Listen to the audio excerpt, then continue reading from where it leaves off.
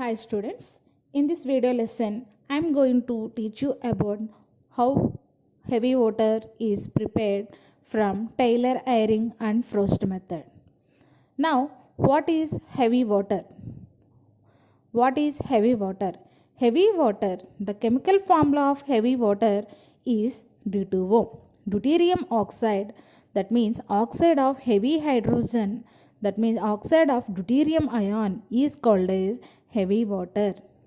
Oxide of heavy hydrogen, oxide of heavy hydrogen is called as heavy water. The heavy water is prepared from Taylor airing and frost method. This is a multi-stage electrolysis. Multi-stage electrolysis of ordinary water. What is ordinary water? What is the ordinary water? Ordinary water is the common water, H2O. Common water, H2O. Multi-stage electrolysis. The electrolysis of H2O, multi-stage electrolysis of H2O or ordinary water to give a heavy water. For example, the heavy water and ordinary water is similar? No, it's not similar. It having the heavy water having the formula of heavy water is D2O. Deuterium oxide is called as heavy water. The boiling point of heavy water is 101.4 degrees centigrade and the molar mass is 20.0276. But ordinary water H2O having the 18 grams and the melting point of deuterium oxide heavy water is 3.8 degrees centigrade and the refractive index is 1.328. These are the physical properties of heavy water. What they are? The melting point, molar mass, melting point and refractive index. These are the physical properties. Heavy water is not similar to ordinary water, common water. So in this method, by using this two, what is this? Then we have to take that water, the water and NaOH, the steel vessel consisting a water and NaOH, the steel vessel consisting water and NaOH. It is the nickel rod is dipped into the vessel, dipped into the water, it containing small beaker, and the heavy water it containing the nickel rod containing electricity, and the steel vessel acts as a cathode and the nickel rod acts as a anode. The steel vessel acts as a cathode and nickel rod acts as a anode. This method based on continuous and prolonged electrolysis of ordinary water containing NaOH. This cell used in this method, like this figure, the cell itself acts as a cathode. And the perforated cathode, while the perforated cylindrical shell nickel acts as a anode. The electrolysis completed in 7 stages, and in actual practice a number of electrolytic cells are used to prepare heavy water. These are the heavy water is prepared. This is mainly common method using to prepare heavy water. The heavy water is used to nuclear reactor because the oxide of heavy hydrogen deuterium is a radioactive element. 1H3 is a radioactive element.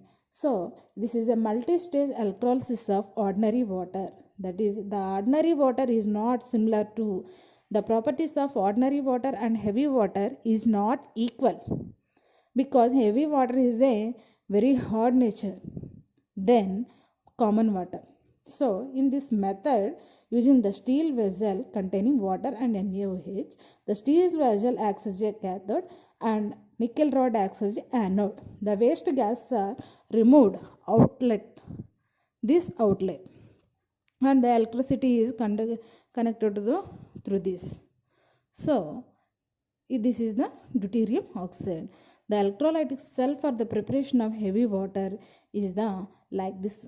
The electrolytic cell for the preparation of heavy water is like this. Now the chemical properties of heavy water. What are the chemical properties of heavy water? What are the chemical properties of heavy water? This is the important 4 marks question in board examination in a hydrogen and its compounds. The chemical properties of heavy water, that is D2O properties, how D2O reacts to give a how it is reacts with the these steps. The first one is the electrolysis, and second one is the action of alkaline and alkaline earth metals. Alkaline means the first group elements, and alkaline earth metals is the second group elements. The D2O reacts with the first group elements and second group element. How they are applying here? D2O reacts with alkaline and alkaline earth metals, which products are formed. And the third one is the action with metallic and non-metallic oxides, and the action with metallic and non-metallic oxide. Metallic metals means alkali metals. First group elements are D block elements or metals. The metallic oxides and non-metallic oxides are reacts with heavy water to what products are formed. And fourth one is the action of metallic carbides, and fifth one is the action with metallic phosphides and arsenides. How the products are formed? Now first one is the electrolysis. The D2O undergo electrolysis. The D2O undergo electrolysis. It forms a deuterium, dideuterium and oxygen. 2 times of deuterium and oxide. And the second one, the heavy water reacts slowly, alkali and alkaline earth metal. The sodium is the first group element, alkali metal. The sodium reacts with D2O. 2 times of sodium reacts with 2 times of deuterium to give a NaOD. That means the D2O splits D plus and OD minus. The Na plus is bonding with NaOD, and the remaining deuterium is formed. And the second, calcium, that is alkaline earth metal, it reacts with D2O. It forms a calcium deuteroxide is formed. CaOD twice are formed and D2 is formed, and 4 times of deuterium is there, so 2. And the third one is the action with metallic and non-metallic oxides. The metallic oxide Na2O is reacting with deuterium oxide to give a 2 times of NaOD. And non-metallic oxide, that is a phosphorus pentoxide, is reacting with 3 times of deuterium oxide to give a phosphoric acid. These are formed. Action with metallic and non-metallic oxides are reacting with heavy water to give a NaOD and D3PO4. And next one is the action of metallic carbides. Action of metallic carbides. Action of metallic carbides, that is the aluminum carbide and calcium carbide, is reacting with deuterium oxide heavy water to give a aluminum.